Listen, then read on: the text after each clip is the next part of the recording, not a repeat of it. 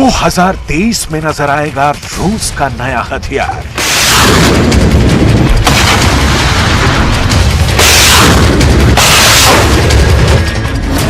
जनवरी 2023 में कुछ बड़ा होने वाला है।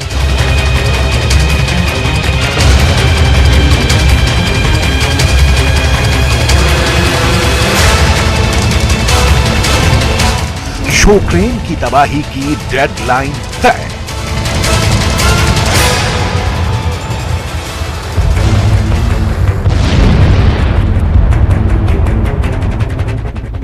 पुतिन का ब्रह्मास्त्र कैसे रोकेंगे ज़ेलेंस्की? यूक्रेन जंग से आई तस्वीरों को देखने के बाद दुनिया दहशत में है। यूक्रेन के कई शहर या तो खंडहर में तब्दील हो चुके हैं या फिर वहां शमशान का सन्नाटा पसरा हुआ है।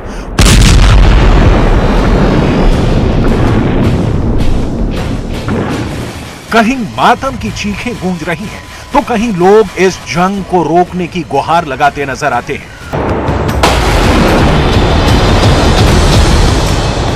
दूसरी तरफ जंगे मैदान में जिस तरह रूस और यूक्रेन की सेनाएं एक दूसरे पर लगातार हमले कर रही हैं, उसे देखकर एक बात तो तय है कि पिछले 10 महीने से जारी यूक्रेन जंग नए साल यानी 2023 में भी थमने वाली नहीं है।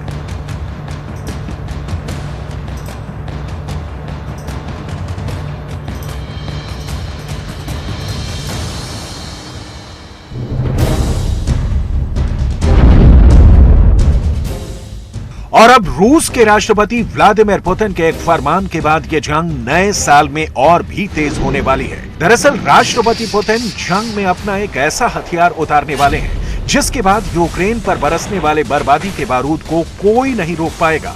आखिर राष्ट्रपति पुतिन जनवरी 2023 में अपना कौन सा नया हथियार उतारने वाले हैं, आपको उसके बारे में तफसील से बताएंगे, लेकिन उससे पहले उस हथियार की एक झलक देख लीजिए। समंदर की लहरों पर तैरता हुआ रूस की नौसेना का फ्रिगेट एडमिरल गोर्शको है।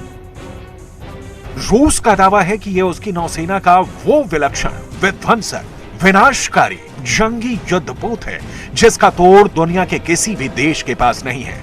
खबर के मुताबिक एडमिरल गोर्शको रूसी सेना का वो जंगी जहाज है जो एक नहीं अलग अलग तरह के घातक हथियारों से लैस है, और रूस का दावा है कि यह जनवरी 2023 में समंदर से बारूद बरसाता नजर आएगा।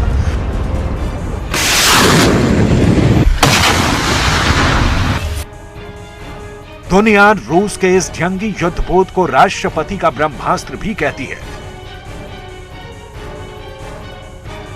रूस का दावा है कि एडमिरल गोर्शको जितने घातक हथियारों से लैस है उतनी ही खूबियों से भी लैस है। रूस के मुताबिक एडमिरल गोर्शको को पहली बार 28 जुलाई 2018 को रूसी नौसेना में कमीशन किया गया था और फिलहाल एडमिरल गोर्शको रिपेयर के चलते डॉकयार्ड में था। लेकिन अब रूस का यह खतरनाक जंगी जहाज जनवरी 2023 में एक बार फिर समंदर में तैरता नजर आएगा, और समंदर में एडमिरल गोर्शको के नजर आने का मतलब है कि यूक्रेन में बहुत जल्द तबाही का बारूद बरसने वाला है। आइए अब आपको एडमिरल गोर्शको की खूबियों के बारे में भी बता दें।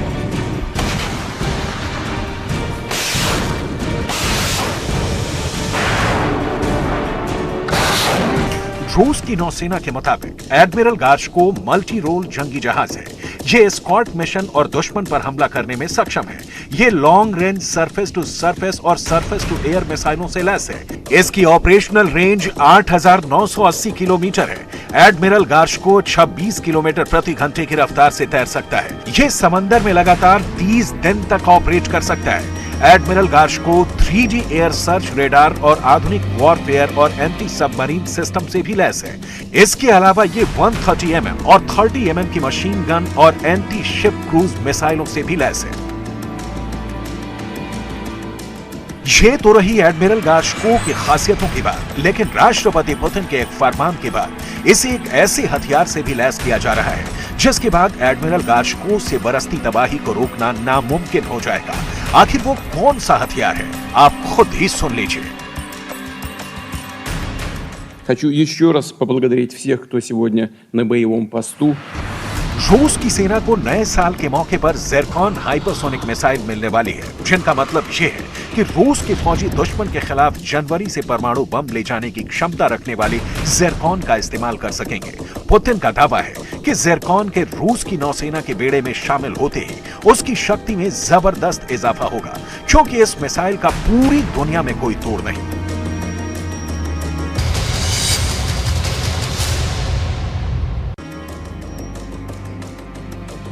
बैरेंट्स सागर के उफनती लहरों पर रूस की नौसेना के फ्रिगेट एडमिरल गार्शको तभी फ्रिगेट कमांडर अपने अधिकारियों को बैटल स्टेशन पर तैनात होने का फरमान सुनाता है। फ्रिगेट के डेक पर एक छोटी सी खिड़की खुलती है। कमांडर उल्टी गिनती शुरू कर देता है।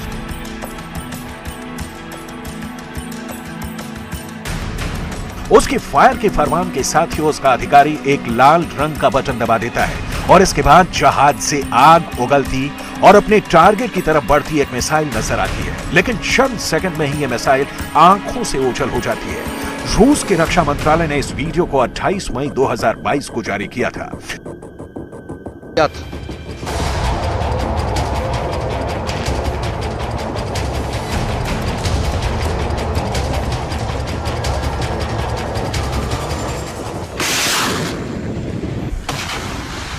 इस मिसाइल टेस्ट के बाद रूस ने दावा किया था कि यह उसकी हाइपरसोनिक क्रूज मिसाइल ज़िरकॉन है।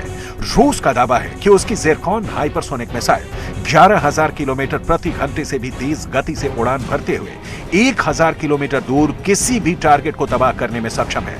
आइए अब आपको बताते हैं कि आखिर क्यों ज़िरकॉन मिसाइल यूक्रेन के लिए अच्छी खबर नहीं कही जा सकती है।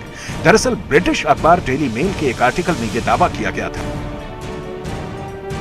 कि रूस के राष्ट्रपति पुतिन ने अपनी इस हाइपरसोनिक मिसाइल को यूक्रेन जंग में उतारने का फैसला कर लिया है। इतना ही नहीं, उन्होंने हाइपरसोनिक ज़िरकॉन मिसाइल के उत्पादन को बढ़ाने का निर्देश भी सुना दिया है। इसका सीधा सा मतलब है कि अब रूस जंग में यूक्रेन के खिलाफ ज़िरकॉन मिसाइल का इस्तेमाल करने वाला है। На Украину поступают вооружения из бывших стран Варшавского договора, в основном советского производства.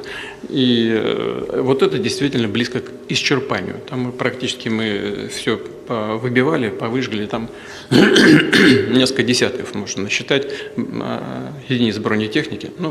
Но разница между нами, скажем, и теми, кто нам противостоит, заключается в том, что, скажем, украинский ВПК.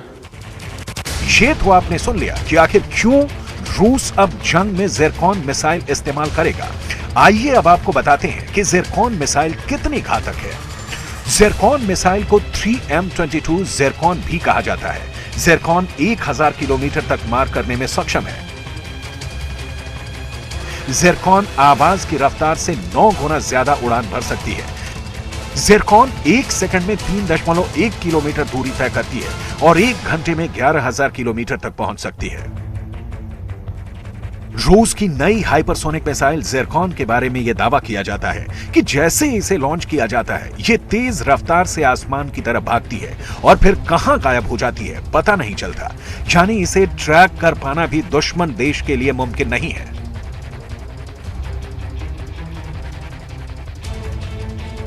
ज़िरकॉन एक हाइपरसोनिक क्रूज मिसाइल है। ज़िरकॉन को पनडुब्बी, जंगी जहाज या जमीन पर लगे लॉन्चर से दागा जा सकता है। ज़िरकॉन मिसाइल 30 फीट लंबी है और इसकी अधिकतम रेंज 1500 किलोमीटर है। ज़िरकॉन 200 किलोटन के परमाणु हथियार ले जाने में सक्षम है। ज़िरकॉन में स्क्रैम जेट इंजन लगा है, जिसकी बदौलत ज़िरकॉन 28 किलोमीटर की ऊंचाई तक जा सकती है।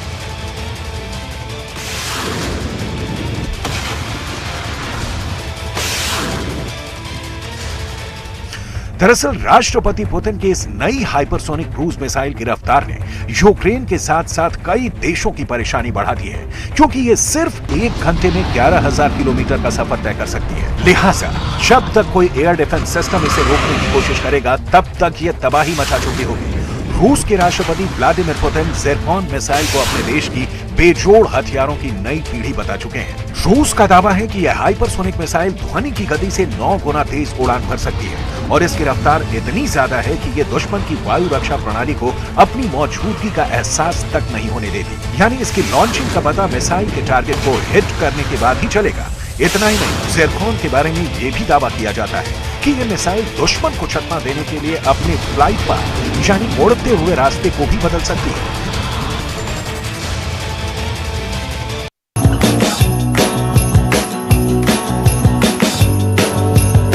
जब शांति के मसीहा के लिए दुनिया कैंडल जला रही है,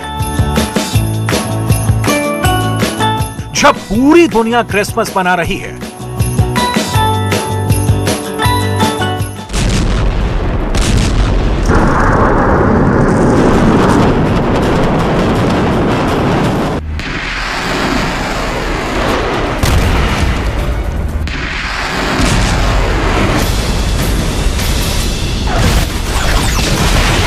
उस वक्त भी अमन में उठे हाथ और जंग में गरजती बंदूकों के बीच जंग जारी है।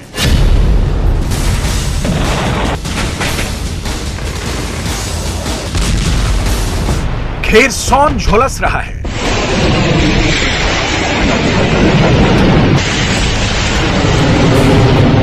खेरसॉन की सड़कों पर मातम पसरा है। ताजा रूस के हमलों ने खेरसॉन की बुझती सांसों पर एक बार और हथौड़ा दे मारा है। रूस की मिसाइलों ने शहर से उसके प्राण सोख लिए हैं। यूक्रेन के सिपाहियों के इलाके में मुआयने का वीडियो खेरसॉन प्रशासन ने जारी किया है। ये हालात देखने के बाद क्रिसमस के मौके पर मन तो खट्टा हो ही जाएगा। दुनिया में अमन और सह अस्तित्व वाली सारी कस्में आज बेकार की बातें लगेंगी।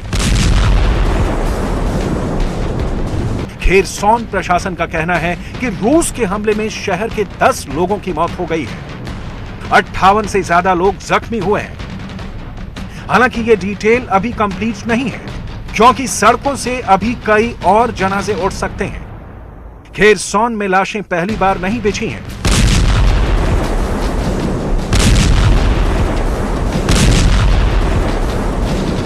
रूस के मिसाइलों की मार से खेरसॉन पहली बार नहीं दहला है।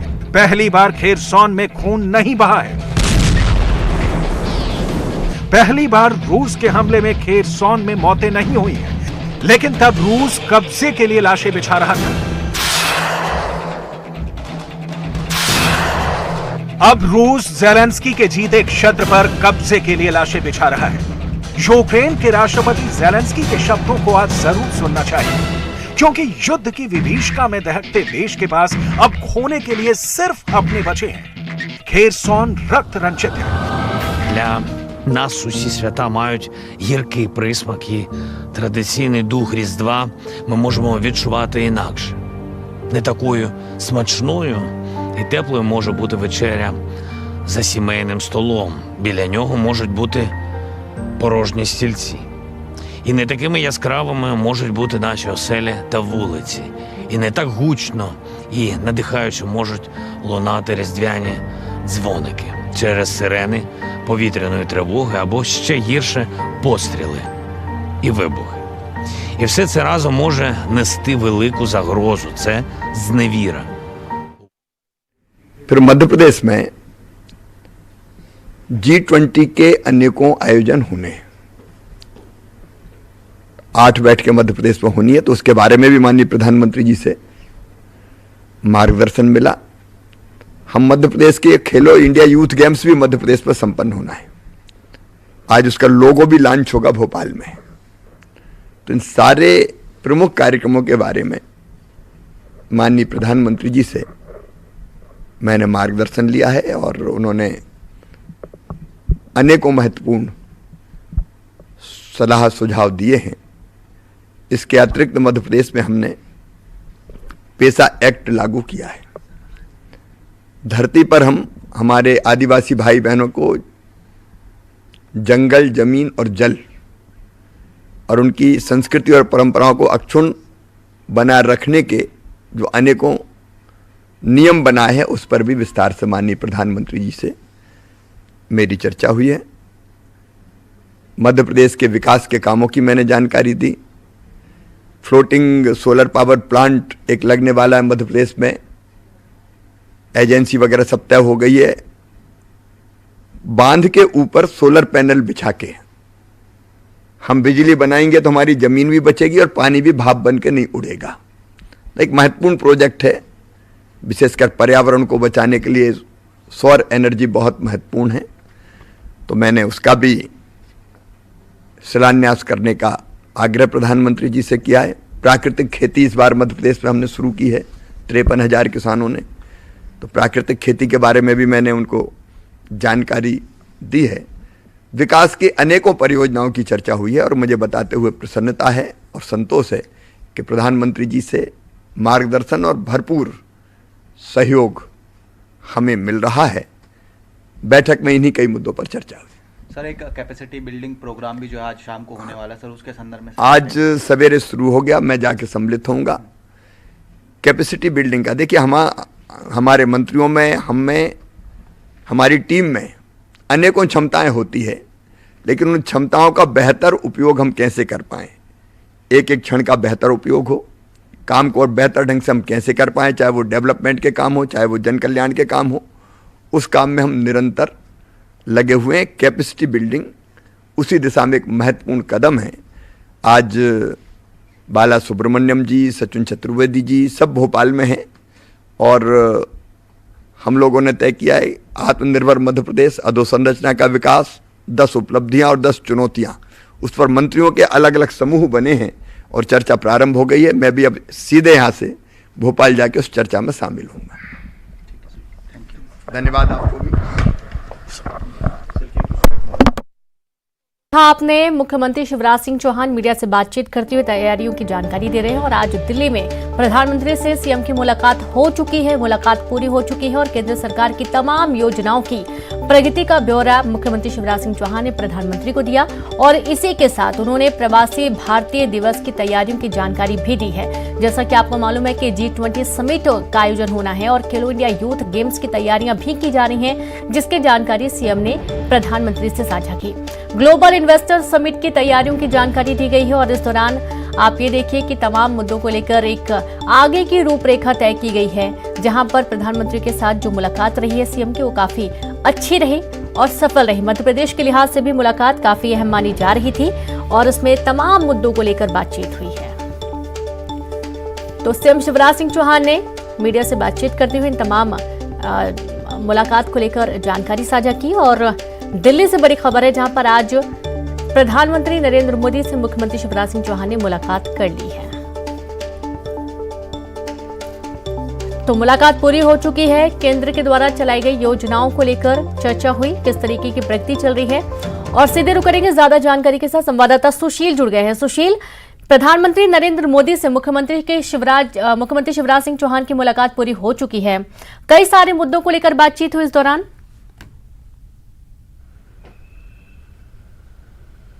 जी बिल्कुल, देखिए साफ तौर से इंदौर में जो फिलहाल G20 समिट होने वाली है, खेलो इंडिया समिट है और साथ ही साथ इन्वेस्टर मीट्स जो है, उन तमाम चीज़ों को लेकर शिवराज सिंह चौहान की लगभग प्रधानमंत्री से आधे घंटे की चर्चा हुई है। शिवराज सिंह चौहान ने साफ तौर से बताया है कि किस तरह उन्होंने प्रधानमंत्री को राज्य में हो रहे केंद्रीय तमाम चीज़ों की जानकारी दी है। आप देखिए, मैं आपको तस्वीरें में दिखाऊंगा कि देखिए शिवराज सिंह चौहान का ये फ्लीट जो है अब निकल रहा है। यहाँ से थोड़ी दूर पर ही शिवराज सिंह चौहान प्लांटेशन करेंगे। जब भी वो आते हैं वो प्लांटेशन करते हैं। आप देखिए शिवराज सिंह चौहान फिलहाल यहां से निकल रहे हैं। प्लांटेशन करने के बाद वो सीधे एयरपोर्ट जाएंगे। फ्लीट में आप देख सकते हैं शिवराज सिंह चौहान की गाड़ियां निकल रही हैं। अब यहां से वो प्लांटेशन के बाद सीधे एयरपोर्ट जाएंगे और एयरपोर्ट पर वो यहां से फिलहाल भोपाल पहुंचेंगे, जहां पर कई प्रकार की योजनाएं जो हैं उनमें आज शामिल होंगे। हालांकि शिवराज सिंह चौहान ने साफ तौर से ये बताया है कि किस तरह प्रधानमंत्री से उनकी चर्चा हुई है और उन्होंने तमाम चीज़ों को लेकर, तमाम नियम और तमाम जो वहां पर कार्यक्रम हैं उसकी चर्चा की है। लेकिन जो बड़ी खबर है फिलहाल शिवराज सिंह चौहान के द्वारा जो उन्होंने बताया है कि जो G20 समिट होगी, इन्वेस्टर्स मीट्स होंगे और ये खेलो इंडिया है बातचीत का, मुलाकात का। शुक्रिया आपका सुशील तमाम जानकारी साझा करने के लिए। तो इस तरीके से G20 समिट, खेलो इंडिया यूथ गेम्स को लेकर बातचीत हुई है सीएम की प्रधानमंत्री से और साथ ही जो योजनाएं चलाई जा रही हैं मध्य प्रदेश में उसको लेकर भी चर्चा की गई है।